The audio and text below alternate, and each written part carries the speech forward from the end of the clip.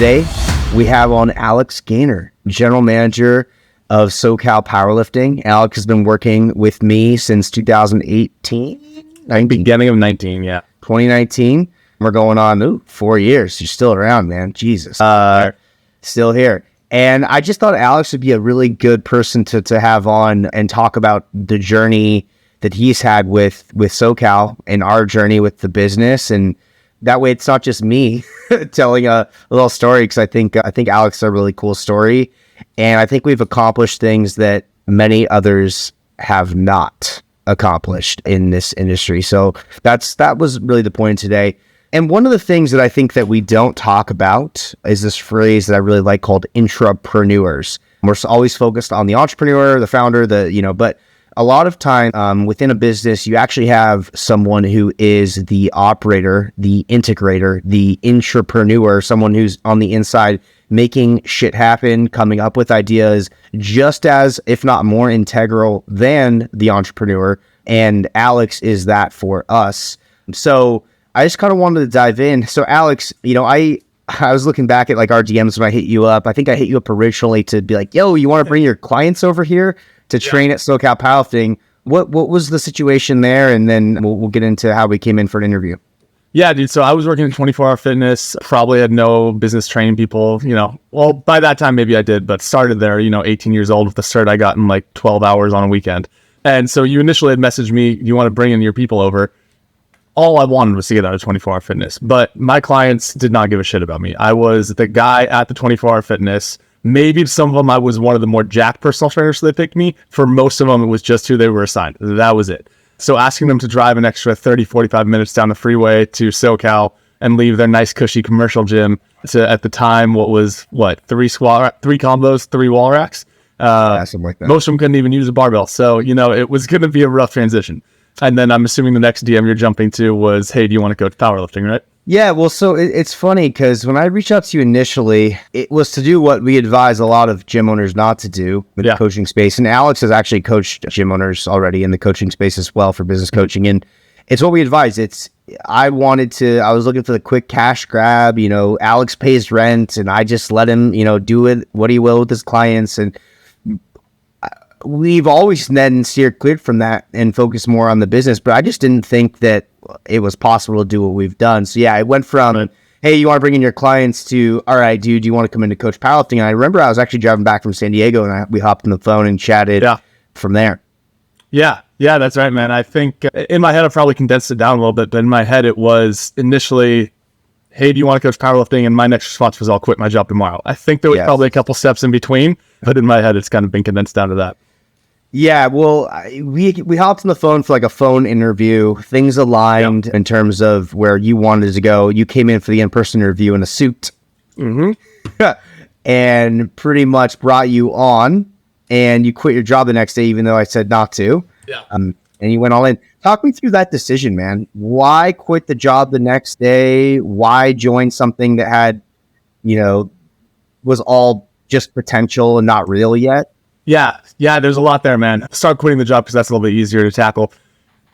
Dude, I hated the job I was in. I hated the job. I hated everything about where I was at in life. I had graduated college and went back to working the job I was working while I was in college because despite what your counselor may tell you, kids, there are no jobs in kinesiology until you get a grad degree. So if you're ready to just suck it up and struggle through grad school and maybe a break of a gap year or two while you're saving up for grad school like I was, do it. But it's going to suck in the meantime. And so I was kind of having this panic attack of, man, my parents paid all this money for this degree. I have all this debt for this degree, really was the bigger one, right? My parents helped a lot though. And I worked my ass off through school. I didn't really go out and party. I was working the whole time and like all this work. And I'm back where I was, my sophomore year of college. Like this is bullshit. And so really was kind of panicked there.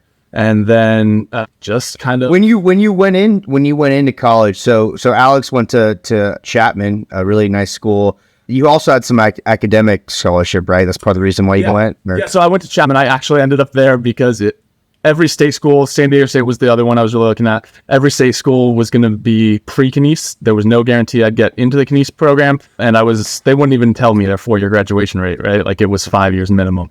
And it was cheaper for me to go to Chapman for 4 than one of those schools for 5, simply because I had academic scholarship and some financial aid. Got you. And when you went into college, what job did you think you were going to get? I mean, So, dude, that's okay. That jumps into why I had no issue just jumping in and seeing the potential.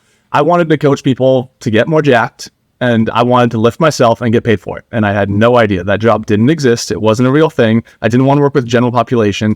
I wanted to work with powerlifters, and it wasn't a real job until I saw someone doing it. So why did I take the leap? Why did I buy in? Because I had this, it'd be like if you told a kid, like, this kid wants to be president, right? And he thinks there's no way he's going to get there. And then he meets the president. Like, that's what it felt like to me meeting you. You were younger than me, owned your own gym. Dude, if you look, other kids were, drawing the little stupid S between the sidelines of their notebooks. Mine was gym layouts. I was drawing how I would lay out my perfect gym. I was coming up with, like, I don't even know what any of the names were, but like all it names and layouts, and I wanted that. And you were doing it. And neither of us really thought, I think, it would even get to this point where it's as big as it is now, but it was so much further than I ever thought I could get until I saw someone doing it.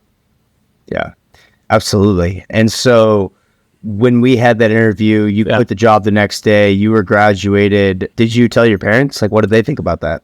And just for everyone listening, so at this time of this conversation, I think I was maybe 22, you were 22, 23. Yeah. 22. Yeah, my parents, so we'll get to my parents. When I took the big jump later, my parents had a little more pushback there. But me taking this job, like, I wasn't making all that much from 24-hour fitness, and I hated it. They knew I hated it. If you guys are ever looking to get into personal training, work at a personal training studio, not a corporate commercial gym that makes you sell personal training to people who've already rejected personal training. Terrible business plan. It sucks. But yeah, dude, it was sink or swim. I knew I couldn't do that job another day. Every day felt like a panic mode of how do I get the fuck out of here? I hate all of this. So when they saw another opportunity, it was like, oh, of course Alex is going to go do that. It didn't even make sense. And my dad, actually, I know, Dad, you're probably going to be listening to this, and you'll message Zack, so I'll get it out of the way for you. But when I did that first meet at SoCal, my dad was begging me to come up and talk to him for a job. And I'm like, man, I'm not qualified. Zack's like, dude, he runs his own gym. I'm just a commercial gym trainer. I don't know shit. And so I was scared to make the first step, to make the big jump, and my dad was pushing me. And then thank God you ended up messaging me, because I needed that first little boost. But once I saw the opening, it was, let's go for it.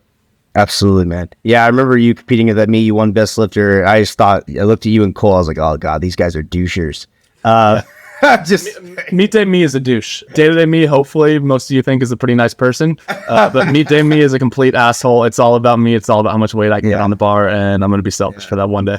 No, I love it, man. I love it. Yeah. So you came on, you joined, and think at that time what it was me, Juan, Shelby, and you. Was that it? And Brent and another individual. Yeah. For about maybe 10 days. 2.2 seconds. Yeah. And so you came on. Did we load you up pretty fast? I mean, well, pretty quick. That was so the actual comment of to not quit your job was, hey man, I don't have any clients for you yet. Don't quit your job so you're okay financially, and we'll make it work. And I was like, maybe I'll be okay financially, but I'm not mentally. I'm quitting. And then I showed up, and you said, hey, I thought you weren't quitting. I don't have any clients for you yet. And I said, anyone walks in, I want them. If you need them, fine, cool. But anyone that you're not sure what to do with, I'll take them. I'm here. And I just sat there at the gym. I was watching Netflix on my laptop. I was playing Rocket League on the Xbox, and I was just sitting there waiting, hoping someone would walk in so that I could get a client. Yeah. I mean, let's dive deeper there, because I know, on the outside, I think people see you that follow us. They see you as this guy who's just always on it, go, uppity. But like, I know you struggle, with mental health stuff. And I know that was a very difficult period of time for you at 24-Hour Fitness. Talk me through a little bit of that and some of the struggles you were going through, and even, in the beginning, and what changed. Yeah, dude. So I always have to feel like I'm progressing. I don't have to be at a goal. I don't have to have a set timeline, but I have to be making progress. And I felt stuck.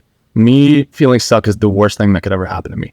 I mean, I remember hitting 60 clients the first week I was at the gym. I remember seeing the number go from 59 to 60 and was like, wow, 60, that was a big deal. That's not much in the grand scheme of things, right? But like, I was a part of that little thing. I was making progress. Our gyms with 60 clients? Yeah. When SoCal at 60, and maybe one of them was me. I don't even know at that point, but like, it was going to such a small thing, but it was growing. It was making progress. I'd come in and you'd ask me, for my ideas on gym layout or equipment, or we'd discuss programs. Like I was getting smarter. I was progressing. That's all I need, dude. It can be the slowest rate of progression, but I just can't be stuck. And I was so stuck. It made me start to question everything. What am I doing? What about, what did I work so hard for? The example I always give people that always see me is on. It's true. I never made it to the college night at our bar in college. It was Thursday nights, and I was coaching strength conditioning for my high school wrestling program at 5:30 in the morning the next morning on Fridays. So I never made it. I never slowed down. I never enjoyed it. And I look back on some of that and regret it. But at the same time, I know that's me, and I'm not a big bar guy anyway, so who knows how much fun I would have had.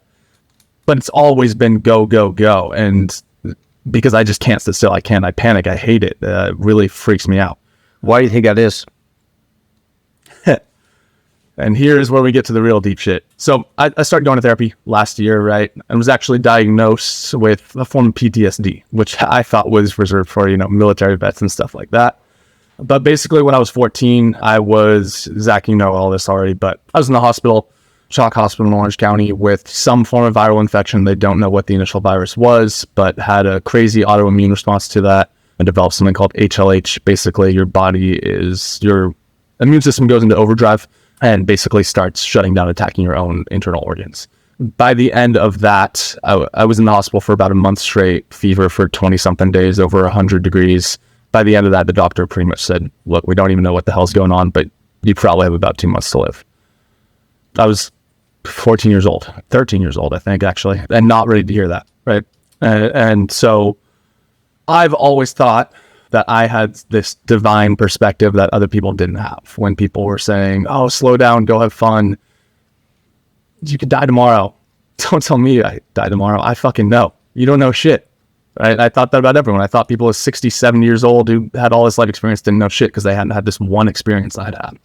And so it was just go, go, go all the time. But going to therapy, my therapist has kind of discussed with me that that's actually a response to the trauma, and I'm playing into it by thinking that at all times. I thought it was some superpower, and in reality, maybe it is in some circumstances still. There still can be some strength there. But the question that really kind of opened it up was, he asked, would you be happy if you were in the hospital bed again? If that happened again, you're sitting there panicked, 2 months left to live. At the time, my only thought was, there's so much I didn't do. There's so much I haven't accomplished yet. I was 13 years old. Of course, I hadn't accomplished shit yet.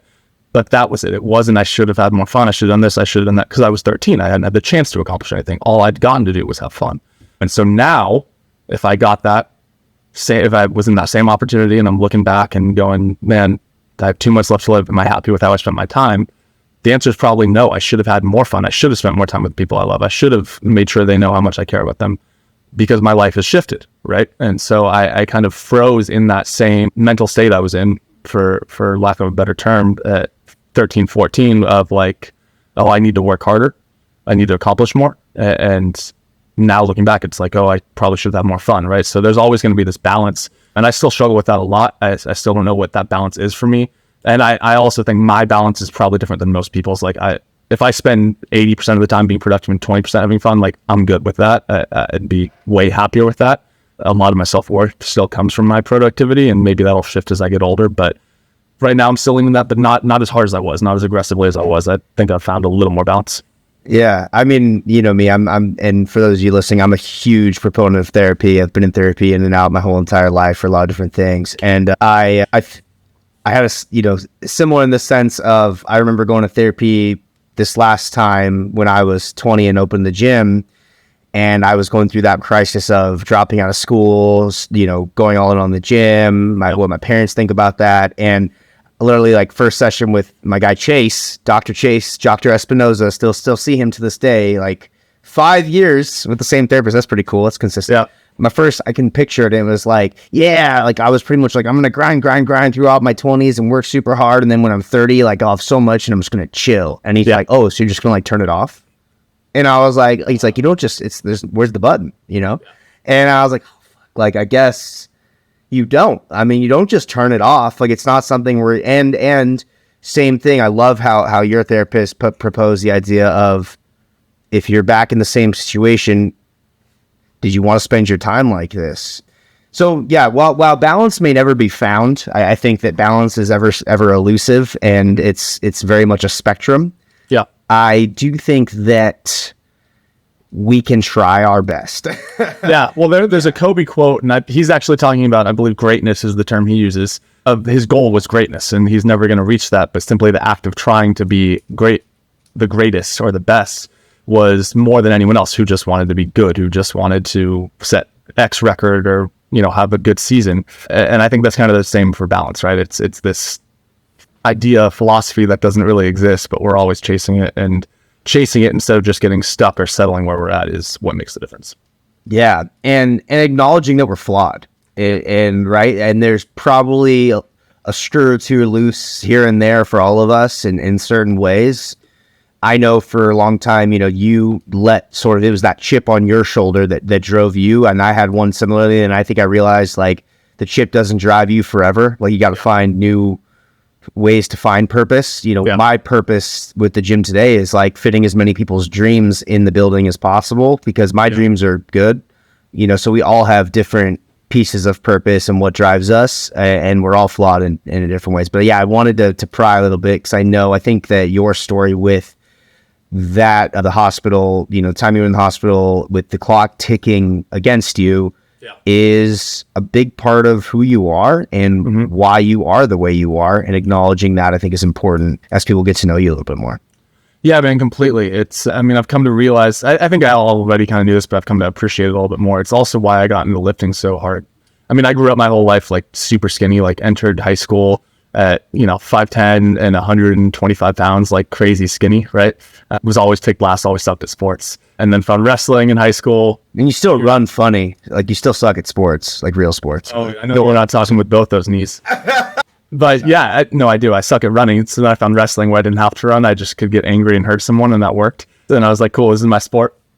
But then, through that found lifting and was like, cool, I can actually change how I look. Like I'm not, the skinny weak kid anymore. Can kind of change who I am and be outwardly who I saw myself to be inwardly, which was really enticing at first.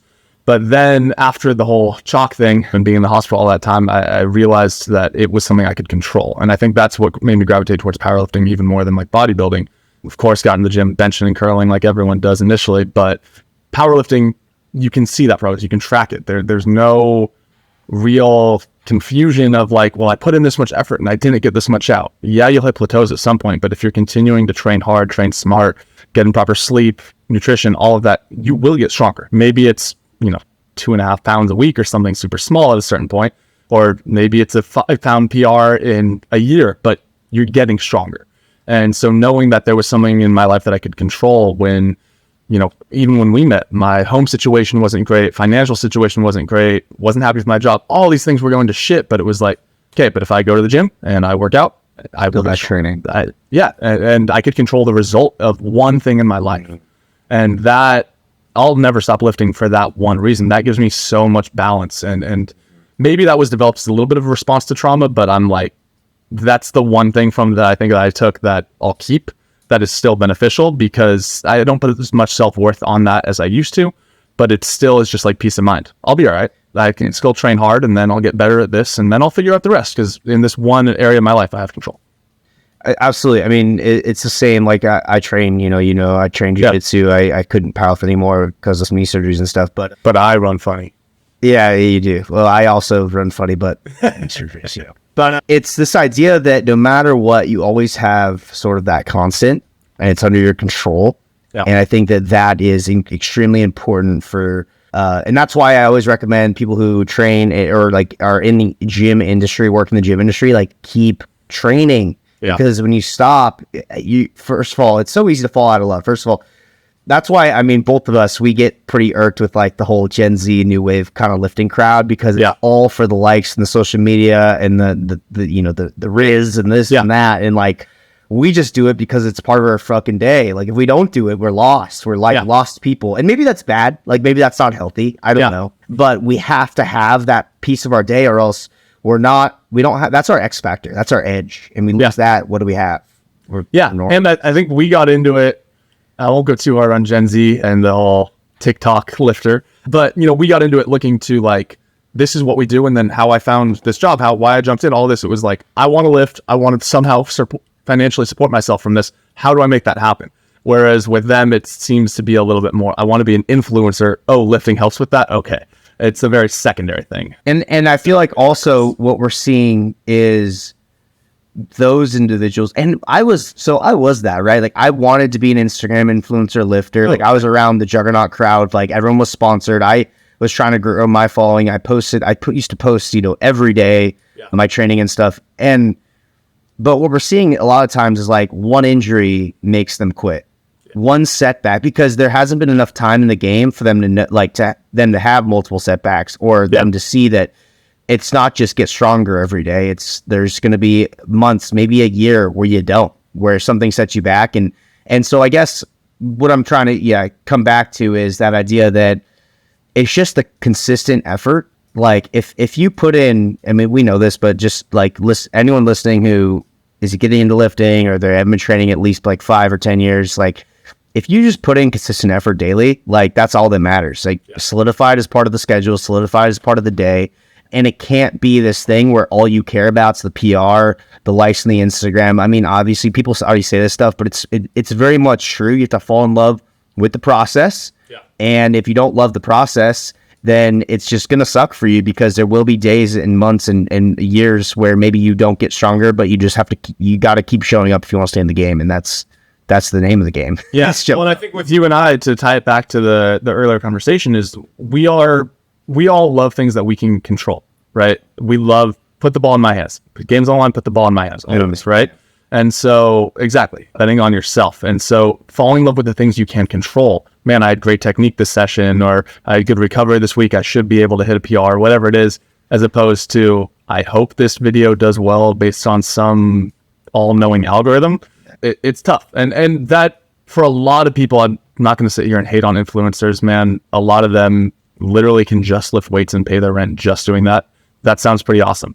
But it's those ones that have that kind of perspective of like, cool, these are the things I'm going to focus on. And then I'll use the social media clout to provide for myself financially so I can keep doing what I actually love, instead of loving that clout that may or may not come. Yes. Love the inputs and let the outputs be the outputs. All right. I'll get back on track there, but the good in depth on that. So I know another big decision that you made was not going to grad. Well, kind of. You had a full ride to TCU for grad school. Yeah. And you decided to not do that, and instead you started going to grad school locally, paid for out of pocket or with loans, right? And that decision to say no to the full ride and stay local, talk me through a little bit about that in that period of your life. Yeah, man. So let's see. I've been working in SoCal for, I want to say, a year at that point. Also, pause. Just so you guys know, Alex is kind of like really smart. So he had like straight A's in high school. I'm pretty sure, like something like that. And then like you got like A's in undergrad too, right? I mean, you were pretty. Grad school, yes. The Chapman program kicked my ass. I remember my parents being shocked with I think my GPA was honestly only like a 3.01 or something. I barely kept above a 3.0. Okay. My parents were like shocked, right? Yeah. And then they went to the graduation. There's like, let's say 100 kids in my class. Okay. Who got above a 3.5? Like less than 10 kids stood up. Yeah. Okay. Sorry to interrupt. I just wanted to, because a lot of them, we get this idea as meatheads that we're not smart. Alex is actually really very book smart and life smart. So just want to preface with that. Sorry, go on. I'll take book smart. Still figuring out the life smart. But yeah, man. So I've been working at SoCal for a little bit. Actually, no, it was probably only 6 months, and loving every second of it, man. I'd always had one or two like training partners, but that was the first time in my life that I had like a social circle of lifting friends. It was like all these people understand me. I felt very accepted. I felt like everything. I felt like that idea that we were talking about in lifting of my outputs or my inputs control the outputs, that was happening.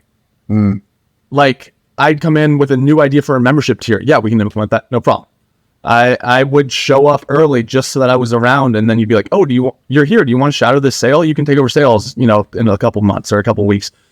Everything that I did had a result, and so if my entire life was like that, I'd be the happiest person in the world. If I knew that my effort directly translated into the result I wanted in all of life, cool. I'm good. I would not need therapy. I wouldn't need shit. I'd be good to go.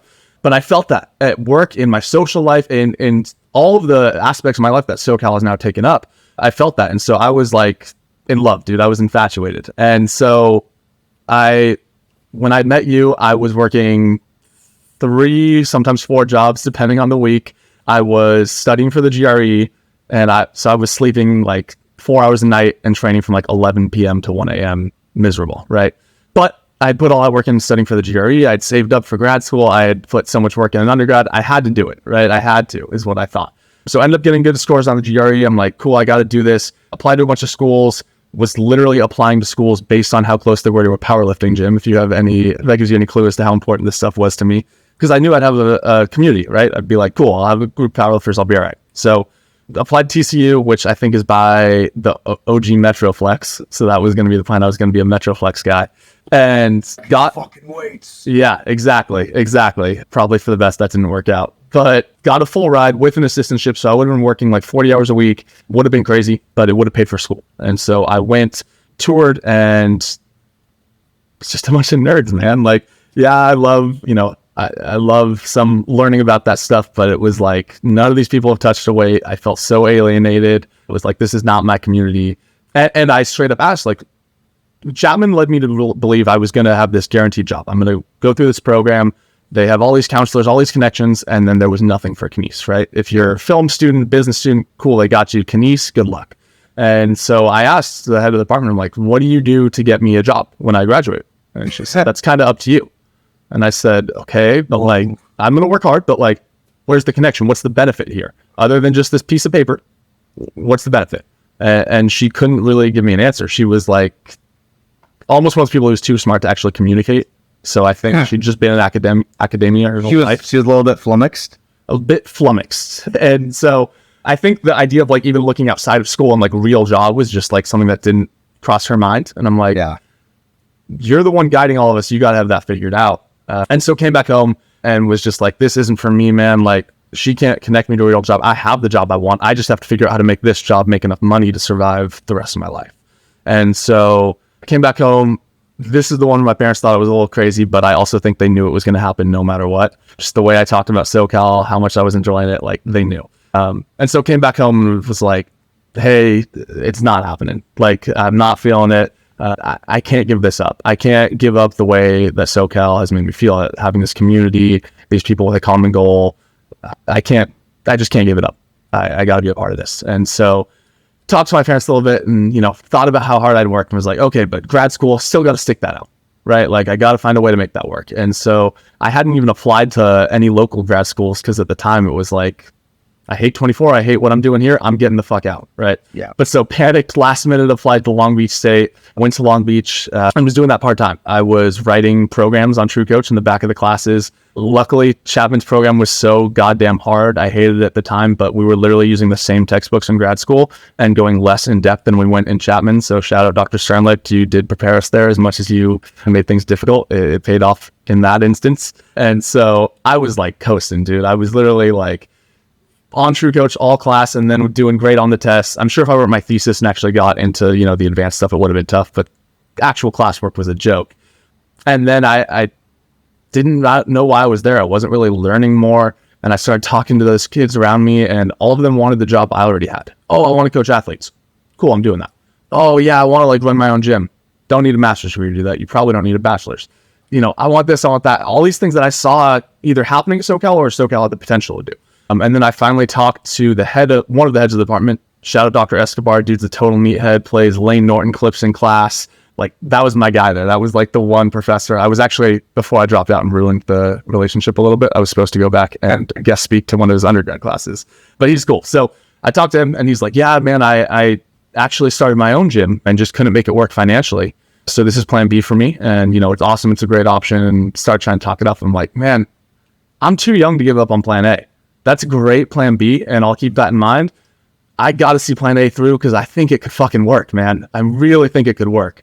And so I dropped out. Again, parents thought I was crazy. Again, they knew it was going to happen. My parents know that there's not a lot of things that I'm like, this is what I'm doing. I set my mind to it. I'm usually pretty open to their input, but if it happens, it's like, yeah, there's no use talking about it. That is what it is.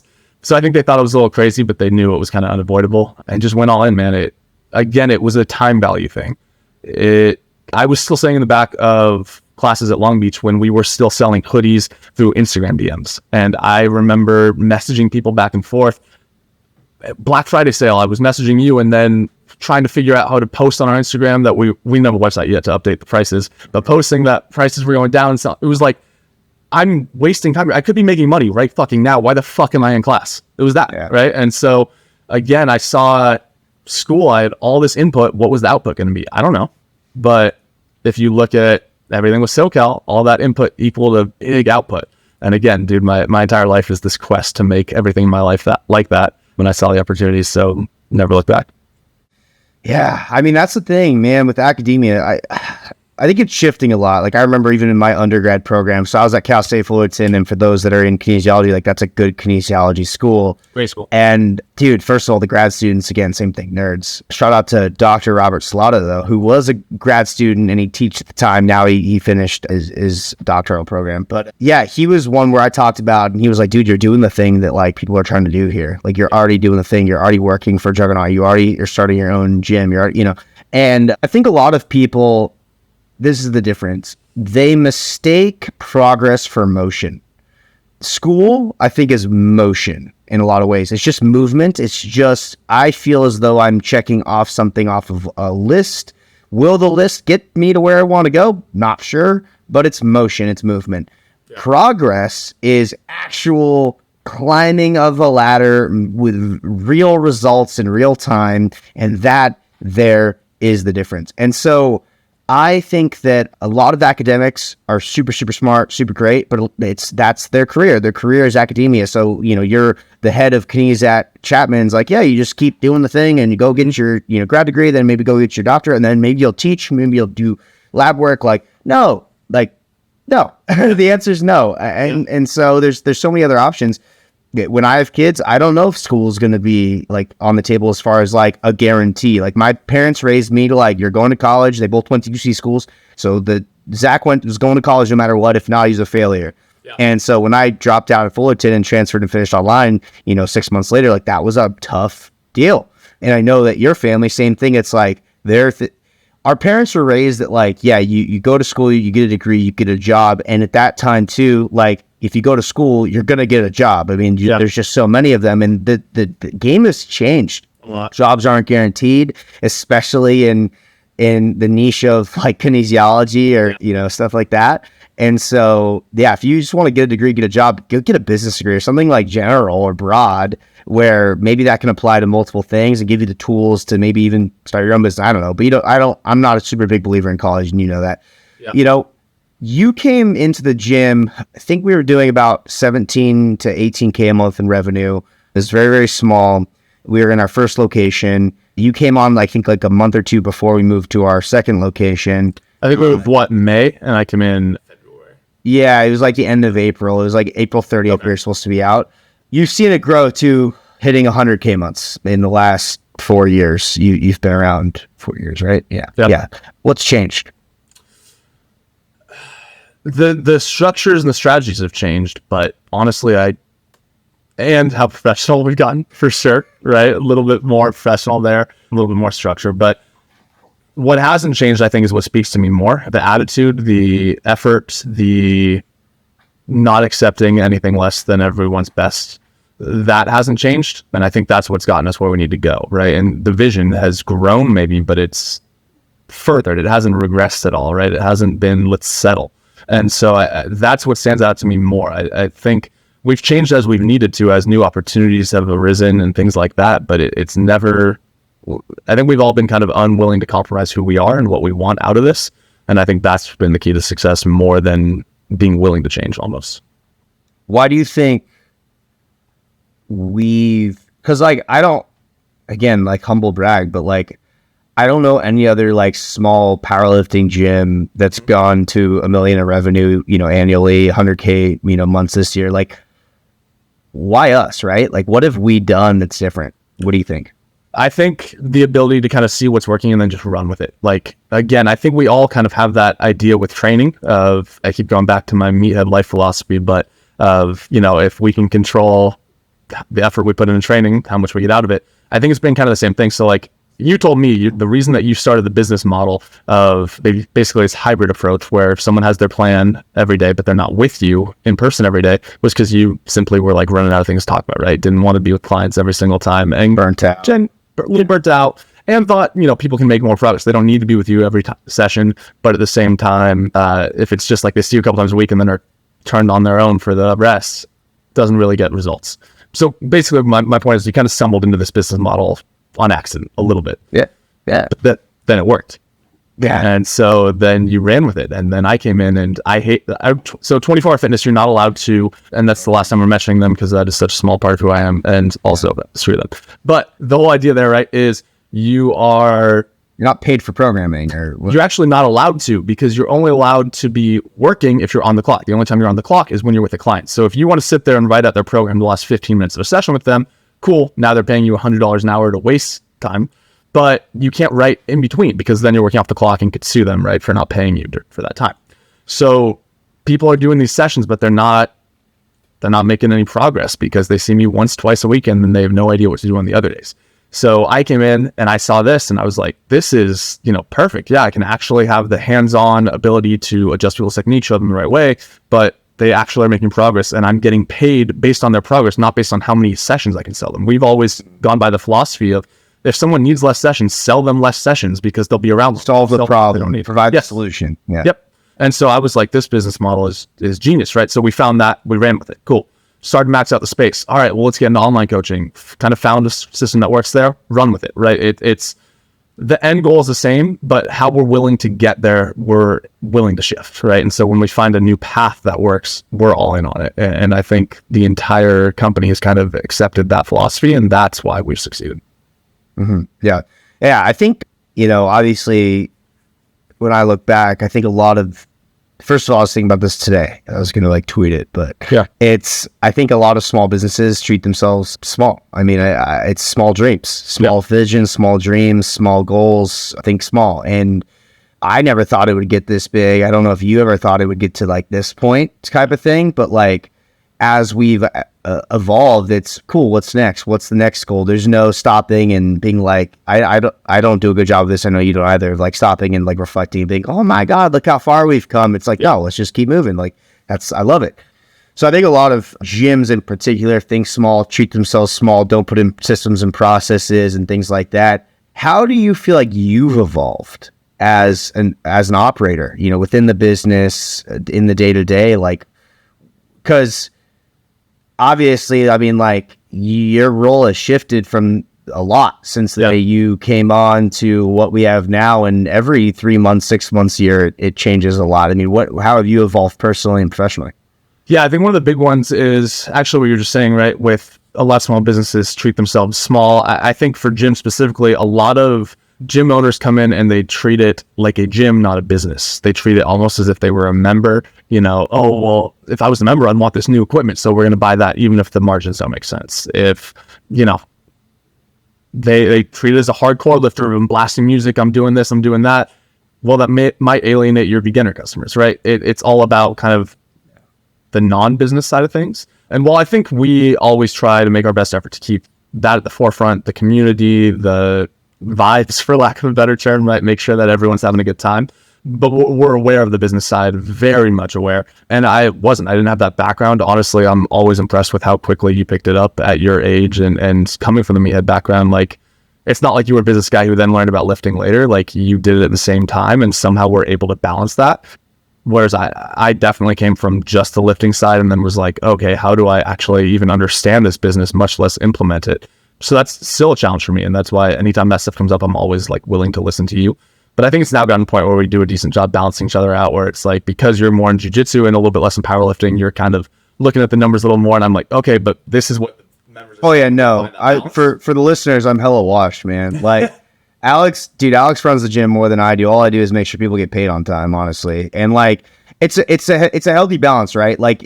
It's having the lens of, look, I might lay out the facts, right, from a financial standpoint, and then you're, building it out in terms of, okay, what matters to the community. And yeah, there's some things where I check you and I'm look, man, we got to go for this genre of folks because it makes sense, and even though it's not fun and flashy, or vice versa, like not losing a piece of the powerlifting vibe and feel because I want to do something that's maybe more textbook. And so it's a healthy balance. And actually that's a good thing you bring up, because for those listening, gym owners that are listening, operators, whatever it is, you need to employ based on your weaknesses and strengths. When I brought on Alex, I mean, I had no idea that our relationship would evolve to where it's evolved to, but it's hindsight.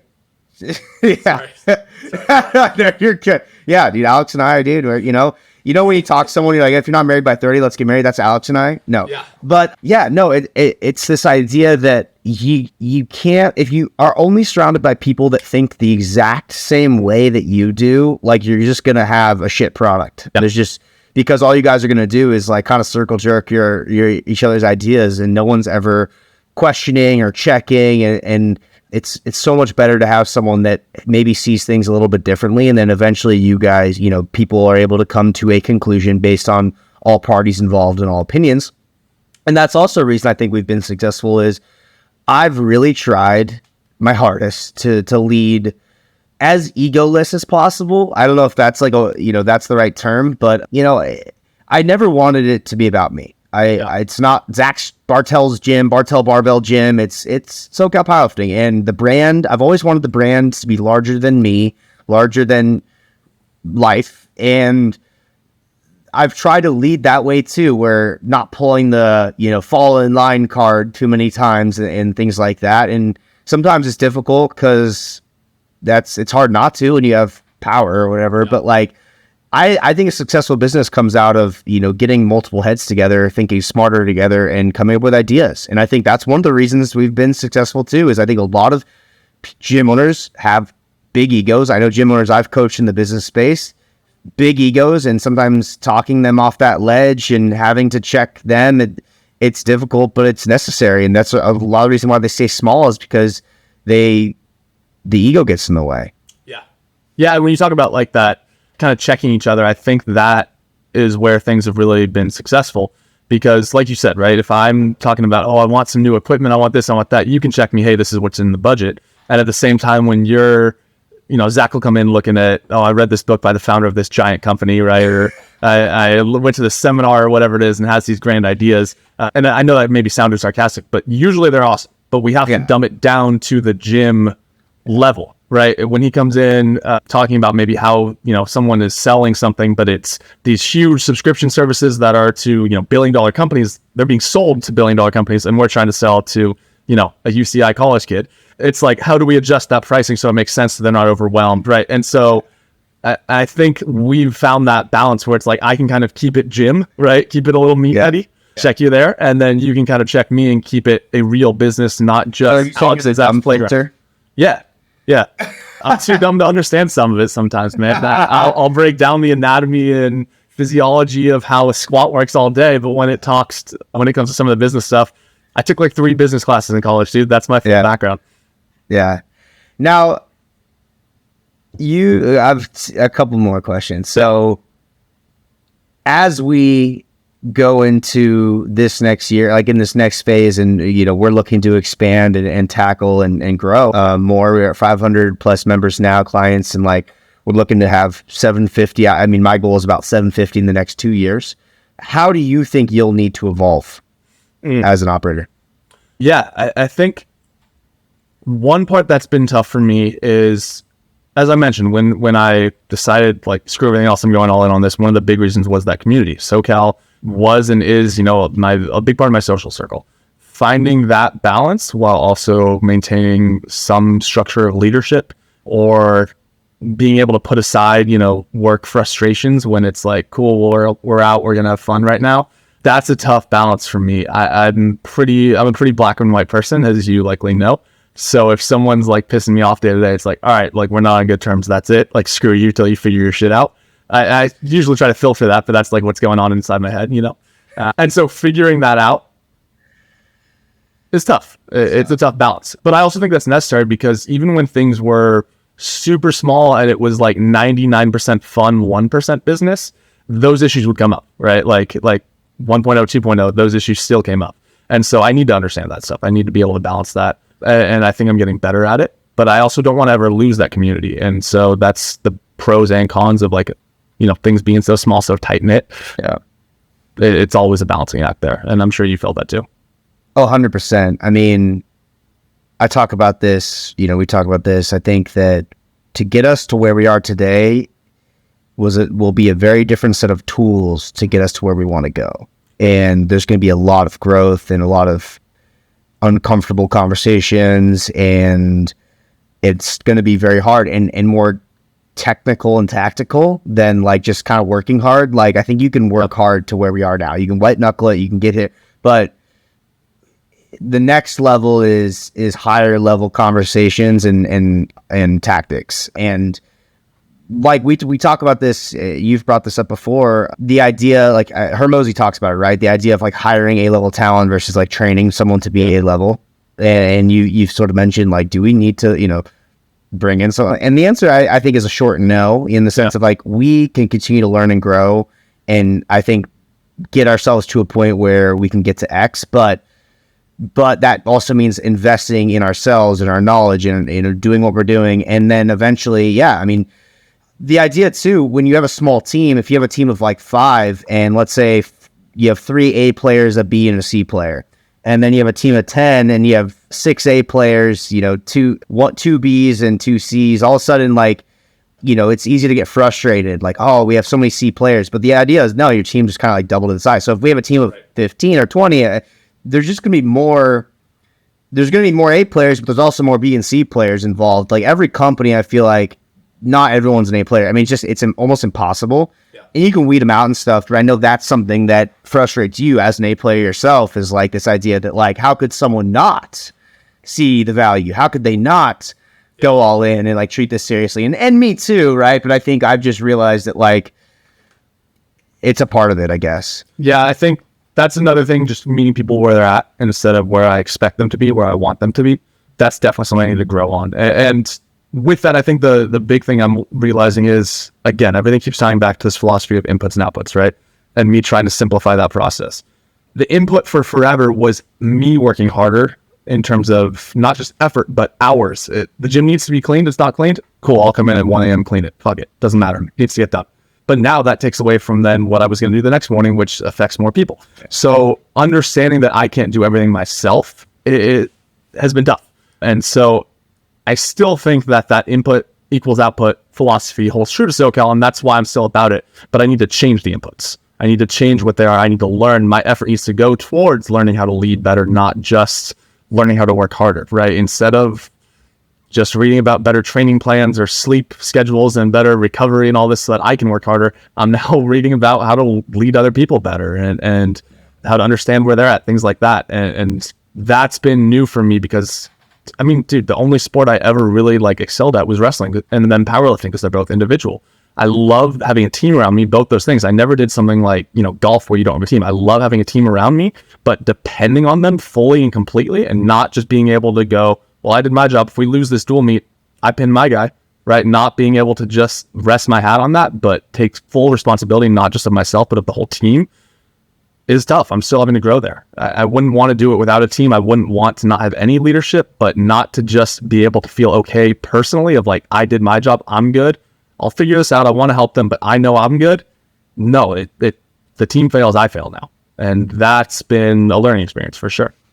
That's extreme ownership. That's some Jocko Willink.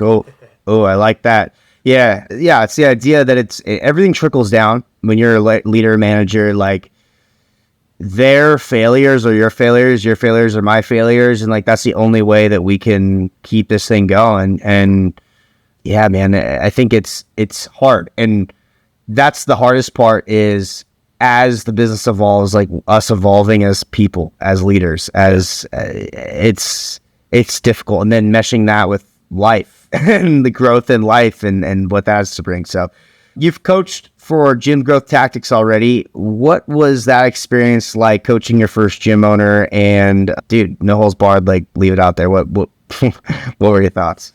Yeah, dude, again, we just talked about me struggling with people who don't go online, right? That was the big takeaway, dude. And that's where I drew the line. It's when I'm talking about our team, they don't have to be all in 24/7. They're not an owner. They're not a lot of them aren't full time. They're not fuck it. I'm not an owner. I take ownership of this gym. Like my future is tied to how the gym does, because that's how I want it. That's how I made it. That's how I'd like it to be. That's not the case for them. For other gym owners, fuck yeah, that's the case. You own the gym. So own the processes, own the results, own all of it. And this idea of just, well, hopefully it figures itself out. Who the fuck's going to figure it out for you, man? Sorry, I'm getting a little passionate. No, but it's like, yeah, that's it. Dude, yeah, it's that, like, just this willingness to sit and hope that it eventually works out makes no sense to me. And I think that's how a lot of them are. It's either that, or wasn't the case with that client that we both know who we're talking about. Wasn't the case with them as much, but with I think a lot of the rest, just that I've had kind of one-off conversations with, it's this inability to change their mindset of growing it, treating it like a business, and just instead treating it like a meathead the entire time, and gym first, business second. It's one of the two, either sitting back and doing nothing, hoping it works out, or I'm going to do it all myself, and I'm just going to keep working hard without being willing to expand their horizons, expand their knowledge, and do things a bit differently. Yeah, to get where you've never gotten, you have to do what you've never done, right? Yeah. And I think a lot of, again, the ego with the gym owners is, nope, we're going to do it this way. Oh, I don't have time to do this, or it's not a priority. I mean, I've had a client who he bought a bunch of sessions and has done one and missed the other and hasn't done the rest because there's just too much going on. And like, that's cool, but I thought this was a priority, and your business doesn't have a profit margin. And I think failure is not a mistake. Like, failure is a result of actions, good or bad. Failure happens, but a lot of times it is not a mistake, and we can prevent it, or we need to learn from it. And the problem is, I think a lot of people, they blame others, they blame the world, they blame society. It's like they don't take ownership of their failures. It's like, oh, I'm going to try better next time. No, like, you just do. You just go and you go do, and you need to get smarter and get better. That's been what I've realized. Like, I told you this. I mean, what holds the business back now is probably my knowledge as a business owner and how smart I can be, and what I can do, and the ideas that I can bring to the table. And then again, kind of release like you guys to like, or release. That was a mix of release and unleash. I guess that's a new word. Release, the team to like, go fucking, let's go. And so I'm trying to, this year, like, I've tried to really invest in my own knowledge as a business owner, because again, I'm still a meathead at heart. Like, I wasn't trained in business. I don't think you need a business degree to be successful in business. But at the same time, like, I have not invested enough in my own growth as an owner to know how to get to the next level. So I'm trying to do that so I can continue to put people's dreams in our space, right? Yep. And I think a lot of the owners, they just don't see it that way. It's going to stay small because their mind's small, because they hold themselves back. They're not willing to invest in their growth or see it through and get everything they can out of it. I think to them, all they cared about was getting jacked or getting strong, and they know how to do that. So therefore, well, I know how to do this. I can teach other people to do it. That's all they care about. That's all that matters. Number one, that's not all your clients care about. You got to understand having nice equipment, showers, the right music, well, all that stuff, right, matters to clients. And then additionally, even if all of that works, does the business work of it, right? Do the profit margins line up? You know your numbers. Yes, exactly. All that stuff, right? And so are you tracking your numbers, right? All those things matter. And so I think it's important to be a beginner. Like, if you're a gym owner or looking to open a gym, listening to this, treat it the same way you treated powerlifting or whatever lifting sport you're in when you first jumped in. You were a beginner. You would walk up to the biggest guy in the gym and ask him what's going on, right? Probably he didn't have the best information, but that was square one. And then you could learn from there and then ask other people and then research things. And treat it the same way. It's not because you know the ins and outs of being in the gym, that does not mean you know the ins and outs of running a gym. And those are not the same thing. You'll figure that out very quickly, hopefully, or you'll just sit and kind of stall forever. So I think that's important. Immerse yourself in it. Zach's going to seminars and summits and all these things, right? And treating it like a real business, not just a gym, which has allowed us to grow a lot further. 100%. Well, man, that was a good episode. Yeah. I think I really appreciate your time being on here, and hopefully that, the two people that listen to this, Dean and Joni, will, Alex's parents, maybe my, sorry. Yeah, you're going to hell. the listeners get something out of this, because there are more stories to be told than just an owner's story. Alex will be our COO. He's gonna be the guy for a very, very, very long time. So there's entrepreneurs and there's more roles than just owner, and I think that your story kind of encapsulates that. Like, you still took risk. Like, there was still risk involved. There were still decisions that need to be made. You bet all the chips, and things have worked out pretty okay. And so I think it was good to have you on here.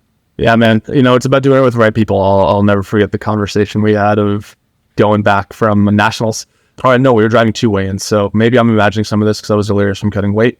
But you asked, what are your plans with grad school, all this stuff, and it eventually came down to the question where you asked, do you believe in me? And I said, fuck yeah, dude, you're going to be the most successful person I know at any level with whatever you decide to tackle. And you said, well, if I tell you there's always a space with me for whatever we want to do, and whatever you want to do, I'll support you on, what's holding you back? And we kind of tackled, the traditional companies. What's riskier, right? Being laid off because they're struggling a little bit, even if you did your job, or having everything in your hands and having all the control, betting on yourself. I bet on you and me every single time, dude. So I appreciate it. I appreciate the opportunities. I appreciate this conversation, and appreciate you, dude. I appreciate it, man. All right, bro. Well, I'll see you later.